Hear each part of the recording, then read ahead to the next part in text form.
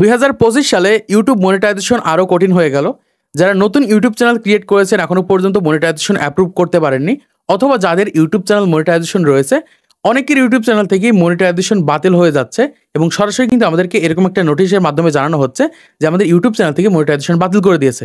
তো এখানে মূলত বোঝানো হচ্ছে না যে কী কারণে বা কোন ভুলটা করার কারণে আমাদের ইউটিউব চ্যানেল থেকে মনিটাইজেশন বাতিল হয়ে গেছে। এখানে দেখুন বলা হচ্ছে কারেন্টলি ইনএলিজিবল ফর মনিটাইজেশন, মানে তোমার ইউটিউব চ্যানেলটা মনিটাইজেশনের জন্য যোগ্য নয় বা তোমার ইউটিউব চ্যানেল থেকে ইনকামের জন্য যোগ্য নয়। এজন্য যারা নতুন ক্রিয়েটার রয়েছে অনেকের ইউটিউব চ্যানেল অলরেডি এরকমটা চলে এসেছে এবং অনেকের ইউটিউব চ্যানেল এরকম একটা অপশন এসে কিন্তু তারা আর মনিটাইজেশন অ্যাপ্রুভ করতে পারছে না। তাদের জন্য বলবো আজকের এই ভিডিওটা মনোযোগ সহকারে দেখেন এবং যারা নতুন ক্রিয়েটার রয়েছে যদি এই ভুলগুলো আপনাদের ইউটিউব চ্যানেলের ভিতরে করে থাকেন তাহলে কিন্তু 2025 সালে এসে কিন্তু ইউটিউবার মনিটাইজেশন দেবে না। 2024 সালে 23 সালে এই সকল ভুলগুলো থাকলেও কিন্তু চ্যানেলের ভিতরে মনিটাইজেশন অ্যাপ্রুভ করে দিত, কিন্তু 2025 সালে ইউটিউব মনিটাইজেশন আরও কঠিন করে দিচ্ছে, মনিটাইজেশন অ্যাপ্রুভ করছে না। দেখুন যাদের ইউটিউব চ্যানেলে অলরেডি এটা চলে এসেছে কী কারণে আসছে আজকের ভিডিওটা দেখলে বুঝতে পারবেন। এবং যাদের ইউটিউব চ্যানেলের ভিতরে এই ভুলগুলো রয়েছে তারা যদি মনিটাইজেশনের জন্য আবেদন করে 1000 সাবস্ক্রাইব 4000 ঘন্টা ওয়াচ টাইম পূরণ করে তাদের ইউটিউব চ্যানেল কিন্তু মনিটাইজেশন অ্যাপ্রুভ করবে না ইউটিউব, এরকম একটা অপশন দিয়ে দেবে। আর এরকম অপশন চলে আসলে কিন্তু তাদের ইউটিউব চ্যানেলগুলো মনিটাইজেশন হবে না। দেখুন প্রথম যে ভুলটা করার কারণে কারেন্টলি ইনএলিজিবল ফর মনিটাইজেশন এটা আসে সেটা হচ্ছে ক্যাটাগরিতে যদি আমরা প্রবলেম করে রাখি তাহলে এই প্রবলেমটা হয়। ইউটিউবে যদি আপনারা একটা ক্যাটাগরি সেট করে রেখে বিভিন্ন ক্যাটাগরিতে ভিডিও আপলোড করে থাকেন তখন কিন্তু ইউটিউব সেই সকল চ্যানেলগুলো এরকম একটা নোটিশের মাধ্যমে কিন্তু মনিটাইজেশন অ্যাপ্রুভ করে দেয়। তাই যারা নতুন ক্রিয়েটার রয়েছেন একটা চ্যানেলের ভিতরে যে কোনো একটা নিশে কিন্তু কন্টেন্ট আপলোড করতে হবে, একটা ক্যাটাগরির ভিতরে একটা নিশে কিন্তু কন্টেন্ট আপলোড করতে হবে। আর বিভিন্ন ধরনের কন্টেন্ট যদি আপনার চ্যানেলের ভিতরে থাকে, বিভিন্ন ক্যাটাগরির কন্টেন্ট যদি থাকে তাহলে কিন্তু এরকম নোটিশ চলে আসবে। আর একটা চ্যানেলের ভিতরে যদি বিভিন্ন ক্যাটাগরির কন্টেন্ট থাকে সেই সকল চ্যানেলগুলো কিন্তু ইউটিউব মনিটাইজেশন অ্যাপ্রুভ করে না। দ্বিতীয় যে ভুলটা করার কারণে কারেন্টলি ইনএলিজিবল ফর মনিটাইজেশনটা দেখায় সেটা হচ্ছে আমাদের ইউটিউব চ্যানেলে যে সাবস্ক্রাইব ওয়াচ টাইমগুলো রয়েছে এগুলো অর্গানিক না হওয়ার কারণে কিন্তু এরকম প্রবলেম দেখিয়ে থাকে। তো যাদের ইউটিউব চ্যানেলে অলরেডি 1000 সাবস্ক্রাইব 4000 ঘন্টা ওয়াচ টাইম অন্য জায়গা থেকে বা অন্য কোনো প্ল্যাটফর্ম থেকে যদি নিয়ে আসেন তাহলে কিন্তু বর্তমান সময়ে এসে ইউটিউব কিন্তু আর মনিটাইজেশন দেবে না, মানে এরকম প্রবলেম কিন্তু তাদের ইউটিউব চ্যানেলে দেখাবে।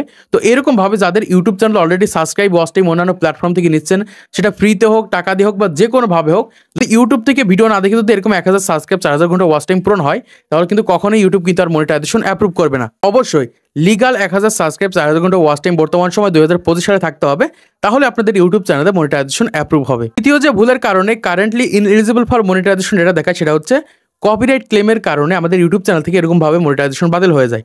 দেখা যায় একটা চ্যানেলের ভিতরে 10টা 15টা কন্টেন্ট রয়েছে, তার ভিতর অর্ধেক কন্টেন্টের ভিতরে দেখা যাচ্ছে কপিরাইট ক্লেম রয়েছে। এরকম প্রবলেম যদি হয়ে থাকে তাহলে কিন্তু এই অপশনটা চলে আসবে বা এরকমভাবে কিন্তু মনিটাইজেশন বাতিল হয়ে যাবে।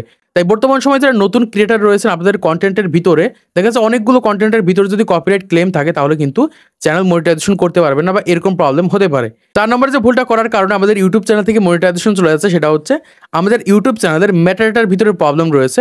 অনেক ক্রিয়েটার রয়েছে তাদের ইউটিউব চ্যানেলের ভিতরে দেখা যায় একটা ভিডিও আপলোড করেছে, ভিডিওর সাথে টাইটেলের কোনো মিল থাকে না বা টাইটেলের সাথে থাম্বনেলের কোনো মিল থাকে না। এরকম প্রবলেম করে যারা ইউটিউবে কন্টেন্ট আপলোড করছেন তাদের ইউটিউব চ্যানেলগুলো কিন্তু এরকমভাবে একটা নোটিশ চলে এসে কিন্তু মনিটাইজেশন অ্যাপ্রুভ হবে না।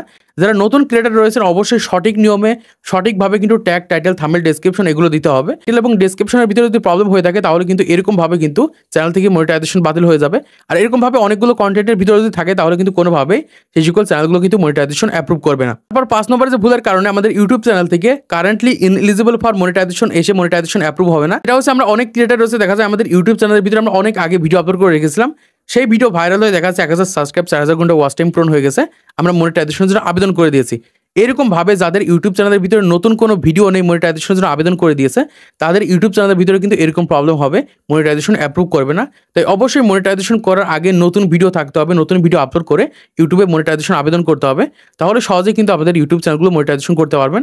তাছাড়া দেখা যাচ্ছে 6 মাস 7 মাস হয়ে গেছে আপনাদের ইউটিউব চ্যানেল কোনো কন্টেন্ট আপলোড করেনি, 6-7 মাস আগের ভিডিও একটা ভাইরাল হয় 1000 সাবস্ক্রাইব 4000 ঘন্টা ওয়াচ টাইম পূরণ হয়ে গেছে, আপনারা মনিটাইজেশনের জন্য আবেদন করেছেন, সেই সকল চ্যানেলগুলো কিন্তু মনিটাইজেশন অ্যাপ্রুভ করবে না। তো আশা করছি বুঝতে পেরেছেন কী কারণে ইউটিউবে মনিটাইজেশন বাতিল হয়ে যাচ্ছে এবং এই লেখাটা যাদের ইউটিউব চ্যানেলের ভিতরে আসছে তাদের ইউটিউব চ্যানেলে কোন কোন ভুলগুলো থাকার কারণে মনিটাইজেশন অ্যাপ্রুভ করছে না। তো আজকে এই ভিডিওর মাধ্যমে তোমরা অনেক কিছু জানতে পেরেছো, বুঝতে পেরেছো। তো ভিডিওটা যদি ভালো লেগে থাকে তাহলে একটা লাইক করে দেবে, চ্যানেলটি সাবস্ক্রাইব করে দেবে পরবর্তী আরও ইউটিউব টিপস এন্ড ট্রিক্সের ভিডিও দেখার জন্য।